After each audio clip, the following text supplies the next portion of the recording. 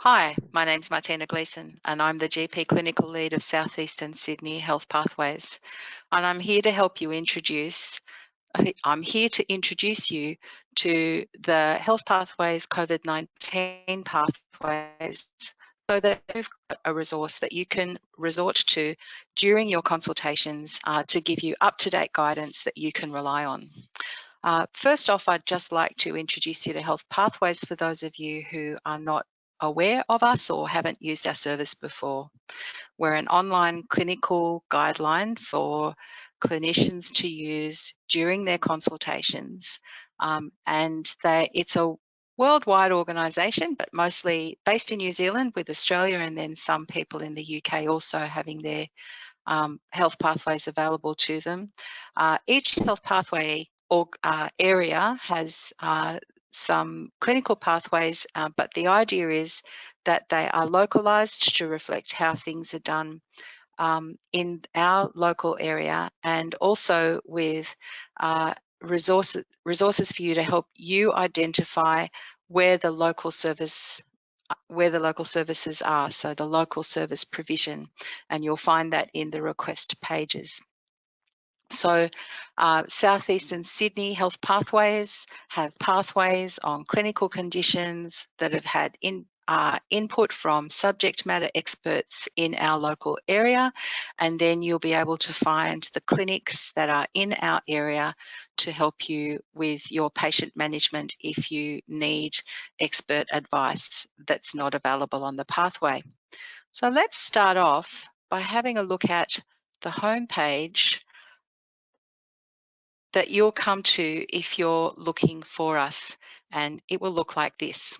I'm just going to put up a QR code now so that if you've never logged into Health Pathways before and you're not sure where to find it, if you throw your photo on your smartphone up and scan that QR code, it will ask you to open a link and it will take you to the log on page. I'm just going to give you a few seconds so that you can do that with your camera. Hopefully that's long enough. So your log on page looks like this, and if you've already contacted us and you're already a user, you will have a username and a password and you'll be able to log in. If you haven't used our service before and you don't have a login, if you take yourself over here to the Register Now button and click on that, you'll be asked for some information to help us grant you access. And our team is still working, so you should receive an access login very quickly so that you can use our pathways. And obviously, I would suggest that you do that before you actually need our pathways. All right. Once you log on, you're going to get to a home page, and we actually have two different interfaces. This is known, the one you're looking at now is known as the classic interface, and it's the one that's best designed for desktops. But there's another one, I'm just going to show you that now. There's a lot more white space on this one, and this one is actually designed as our mobile platform, so it's a lot easier to use if you're using it on a tablet or a phone when you're out visiting patients at home or in residential aged care facilities and you just want to be able to check something. This type of presentation is a lot easier to use. But the clinical information and the request information is exactly the same between the two of them. It's just the interface that's different. So use whichever one suits you. I'm going to go back to the classic one to show you around. And what you can see initially on the front page is that we have a health alert, which is going to give you the most up-to-date information. We've used this in the past to get messaging out about bushfires, about measles outbreaks, about Legionnaires outbreaks. And obviously at the moment, our health alerts are mostly being used to get news out about the coronavirus pandemic. You see already that you've got a link here to the item numbers and the explanatory notes from the MBS, and it also will help you find the COVID-19 pathways. If you've never used Health Pathways before, there's some very useful information here underneath the health alert called About Health Pathways. And if you click on each of those links, it'll take you to a page that explains what Health Pathways is, how you use it, how to send feedback on a pathway, how to add it to your desktop, and there's even information on how to add it to a button in Medical Director so that you can access it from inside your clinical software pathway. Unfortunately, best practice doesn't have that yet, but I'm sure they're working on it. And then how do you add it to your mobiles? So it might be useful for you to have a look at those if you've never looked at Health Pathways before. Also, down here on the right-hand side, you'll have listing of the most recently updated pathways. So you can see yesterday we put up contact tracing for partner notification in STI screening. And a couple of days ago, we put up a new pathway on issuing a certificate of death. Hopefully you won't need with that one, but I've got a feeling we are going to need some of them soon. All right, the most exciting part of Health Pathways at the moment is that we have actually got a whole suite of COVID-19 pathways. And for the first time in the history of Health Pathways, there's been extraordinary cooperation between all of the Health Pathways teams so that our Health Pathways on COVID-19 are exactly the same as the pathways all over New South Wales, because the Hunter New England has taken the lead and all of us have logged on so that we can have their pathways, and then they are getting up-to-date information and updating the pathways every day, and sometimes a couple of times a day if suddenly the information changes from New South Wales Health or the federal government. The pathways are getting updated immediately, and automatically our pathways are getting updated as well. So you really can rely on these pathways to be the ones that give you the most up-to-date information. In fact, earlier this week we had an update that was there before it was announced by the New South Wales government, because we had been advised that things would change, so we were given some editing time to get that update up. So let's take you over and have a look at the COVID-19 pathways. You can see that there's a number of them. There's practice preparation, assessment and management, requests, information, and recent changes. And I'm going to take you through each one of those so that you can see what they look like and what helpful information you're going to find. The first one is the COVID-19 practice preparation one. And you can see already it's going to give you links to some of the other pathways. And up here you can see that there is many of the pathways are going to have a clinical editor's note, which is going to give you advice about how things, when it was most recently updated, and also invite you to give us some feedback if you find something that you found unhelpful or something that you found helpful, or if you're aware of some different advice that you think we should be including in the pathway. So a lot of us have been in practice preparation mode for the last couple of months, but we are constantly needing to review our processes, and so this pathway is a helpful pathway to help you think about what processes you're doing in your practice and how you might adapt them to keep your staff and yourselves and your patients safe.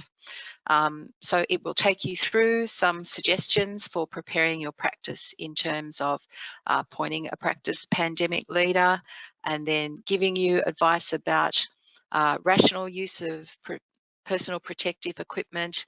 And then you'll see here, if you're not familiar with Health Pathways, when you see a little box with a plus on it, that means that there's more information underneath. So if you click on that, you'll see you'll get a drop down and it will give you a whole lot of more information about how to set up your practice. And also you'll see in this line, in the text, there's another little blue box with a plus, which means that there's more information underneath that blue link. And as you drop it down, there's links to a whole lot of helpful posters and resources. When you see a little button like this, which is a square with an arrow, what that means is it's going to take you to a resource that is outside of the Health Pathways platform. And we do regular checks to make sure that none of these links are broken. So if you find a broken link, let us know. But we're really trying to make it so that these pathways are stable, and as the government changes their advice or where their things are hosted, that we update the links. So you'll have information on practice setup, on staff behaviours, and you'll also have stuff on patient education, which you can incorporate into your communication with patients, maybe put it onto your practice website or into your email signatures if you're sending emails to patients. That will help them become empowered to look after themselves properly during this pandemic. Down further, that it also talks about how you deliver care and gives advice on things like how to control access to the practice, how to prepare and protect your most vulnerable patients, how to manage and protect your staff, and how to manage unwell patients at a distance, which is actually becoming a big challenge for us all as a lot of us pivot to telehealth. So hopefully a lot of helpful advice. On most health pathways, down the bottom, you'll also find an information section where you will find information for health professionals. And you can see there's quite a lot on the coronavirus pathways here, and also information for patients. Usually we don't have this much information on a pathway. Usually we try to keep it to about 3 really helpful links. If we've quoted any particular sources, then we will actually link to the source like a bibliography. So that's our practice preparation pathway, and hopefully you'll find it useful. You've probably already done some of the things that are there, but if you're really thinking, I'd really like to tighten things up, I would encourage you to have a look at this to find some tips to help you. The next and probably the most valuable pathway is the clinical pathway, which is the COVID-19 assessment and management pathway. And as you can see, this was last updated on the 31st of March, which was only 2 days ago. And this has been developed in consultation with infectious diseases specialists and the Chief Medical Officer of New South Wales and her staff. So it's very high quality information. So you'll see, just like with most health pathways, you'll find a bit of a background page with some information about the condition that we're talking about. And then all clinical health pathways have a typical structure where you go through assessment, management, and down the bottom we get request. And request is referral. It's health pathways speak for referral, but you'll mostly see request rather than referral. So through assessment, you'll see that prepare your practice, and that links back to the pathway that we just had a look at. It then will give you information about the temporary bulk billed MBS telehealth services for consultations, and again, information on the changes. And then we'll take you through the process of doing a risk assessment, using recommended infection control measures, what sorts of things to take in your history, symptoms, and then the epidemiological criteria.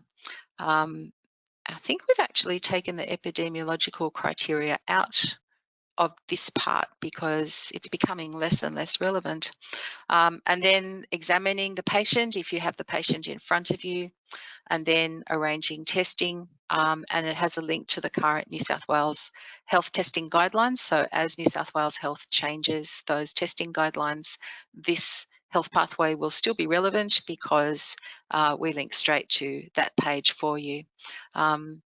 And then it also is a reminder that if you have organised a test for a patient, you need to organise to follow up the test results. It's your responsibility. I'm sure you don't need me to tell you that. And then it goes through the management of how to organise testing for the patient, and then also to discuss things like home isolation for suspected cases, and then the specific recommendations for symptomatic healthcare workers. And again, ensuring follow-up of test results. And then what you need to do if the test result is positive, and what you need to do if the test result is negative. and then also advice for people who've had exposure but are currently asymptomatic. So as you can see, this is a very detailed assessment and management page that hopefully will give you all the patient flow that you need to help you with your patients presenting with possible COVID-19 illness. It also, down we get to the request, and if you click on that emergency department assessment, it will take you to the emergency request page where you will have the contact details of all of the emergency departments in the South Eastern Sydney local health district. And it will also give you links to how to get your patients swabbed and where to send them. So that's the assessment and management pathway. At the moment, it's concentrating on assessing and managing patients who may have the disease. And I can tell you that we have in draft a pathway for continuing management, which will be for your patients that are confirmed to be COVID-19 patients who are being managed at home, how you can continue to monitor them and make decisions about ongoing care if they deteriorate, and that should be up fairly soon. The next pathway I want to demonstrate to you is the request pathway. Quite a lot of us have made the decision for our personal safety and that of our staff, and also because of challenges with personal protective equipment supply, that we won't be swabbing the patients that we're concerned about. And so this is going to help you get assessment for your patients who you think might need to be swabbed. Again, you can see this clinical editor note and that it was last updated on the 19th of March, although I believe that it'll be updated again soon because we've got some new clinics opening up in our area today. So for urgent assessment, obviously that's the emergency department, and that will give you a link again to the emergency department. It also shows you what the required information is, encouraging to use ISBAR communication when you're doing clinical handover of care, and some of the extra information that you probably should be including when you're transferring a patient with COVID-19.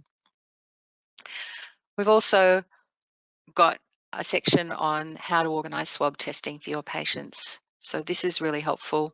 Again, it links to the current suspect case definition for testing, and then it will help you either identify the New South Wales coronavirus testing locations through private laboratories, or it will also open up and show you those flu assessment clinics that are currently open in the southeastern Sydney area. Now, when you see that, say for example, you're in Randwick and you want to send somebody up to the Prince of Wales one, if you click on that, it will actually give you information about that service, gives you the contact number specifically for that service, whether you need to make an appointment, what hours it's open. So pretty much all of the information you need so that you can send your patient up for swab testing if you're not doing it yourself. And all of that information is available for all of the current swab testing clinics. There's also information on what to do if you need to notify a positive result, and down here, how to get advice. And also how to access personal protective equipment, which is continuing to be a challenge for all of us. The next pathway I want to show you is just the general information page. If you're not quite sure where to get information, although I'm sure we're all getting an excess of information, but we're trying to have really good quality information listed on this page. And you can see that it's separated so that we've got local guidance, which will actually take you to our pages that I'm demonstrating you today, and also to the really helpful coronavirus section of the CESPHN website, which I'm actually finding really helpful. And then state and national guidance for New South Wales, so links to relevant stuff from the Australian Government Department of Health, the New South Wales Health Clinical Excellence Commission, and then some other Australian resources. And down the bottom, you also have some international resources from people like Centres for Disease Control, Johns Hopkins, The Lancet, and the World Health Organization. So if you're struggling to find information, I think you'll find really helpful information on this. Now, one of the new things we've had to do, because there's so many changes, is we've actually put up a recent changes page. And what that's going to do is tell you what has been changed in our health pathways and when it's been changed. So one of the things you can do, you know, we're all waking up every morning and going, okay, what's changed today and where do I find out that information? So if anything's changed on the health pathways and like, do I need to look at it? Has it changed since I looked at it the other day? This will actually tell you what's been changed on the pathways and the date. So you can see that there was a change on the assessment management page actually today. So, and it's told you what the change has been. So that will help you keep on top of it, so that if you look at, say, the information page, the most recently that was updated was the 26th of March. So if you looked at it on the 26th of March or after, nothing's changed on that, but you can see that there has been changes on the assessment and management page, so it's probably worthwhile having another look at that. I wanted to show you also that we've got some clinical editor notes, and we've got two types of clinical editor notes. The first type is it goes on to the clinical pathways, and then the other type goes on to the request pathways.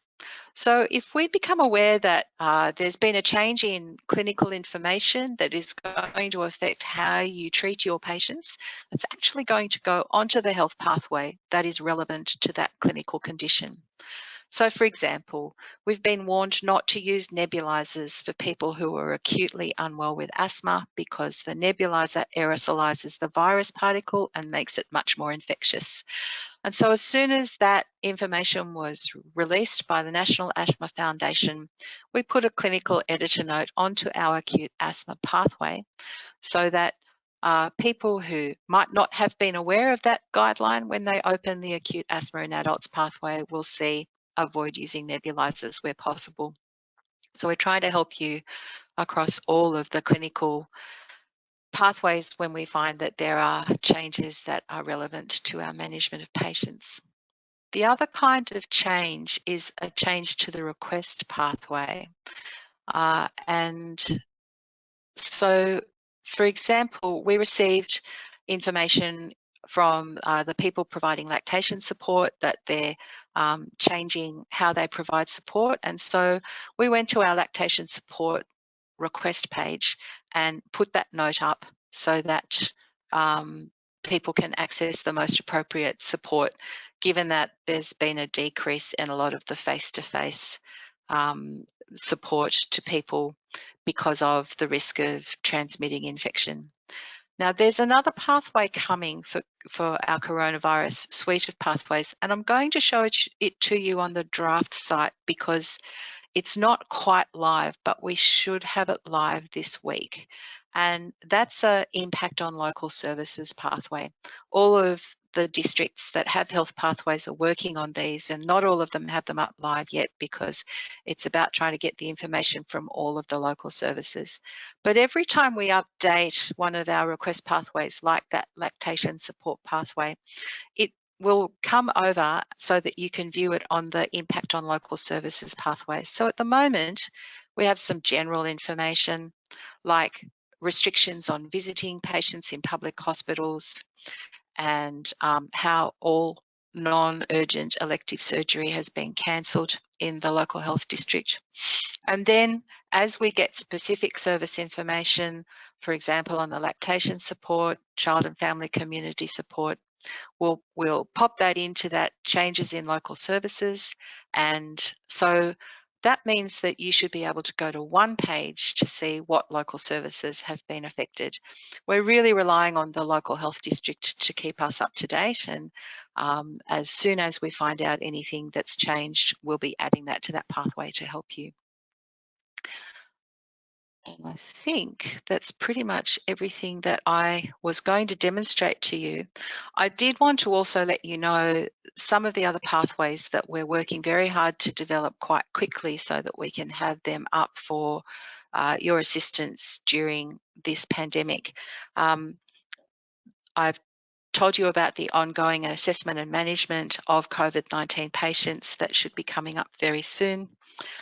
We have a pathway on developing advanced care directives in development at the moment, and that we should be able to get that up quite quickly, because as you've probably realised, for some of your elderly patients or people with chronic disease, these are discussions we probably need to be having with our patients, especially if we know that they have an opinion that they would not like to go to hospital and be put onto life support should they get very sick.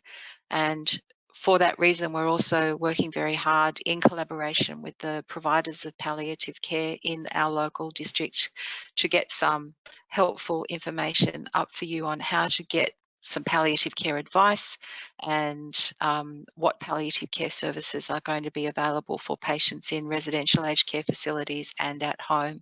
I know that our local palliative care people are looking very hard at how they can provide services to keep people supported at home. And we're also developing some mental health request pages and information pages to try and help you with your patients whose mental health is suffering as a result of the increased anxiety around coronavirus and also as a result of being stuck at home. So I hope that you find this helpful and that you'll come and have a look at the health pathways. A lot of work has gone into making them succinct but useful for you. And as I said before, we'd really value any feedback you have for us.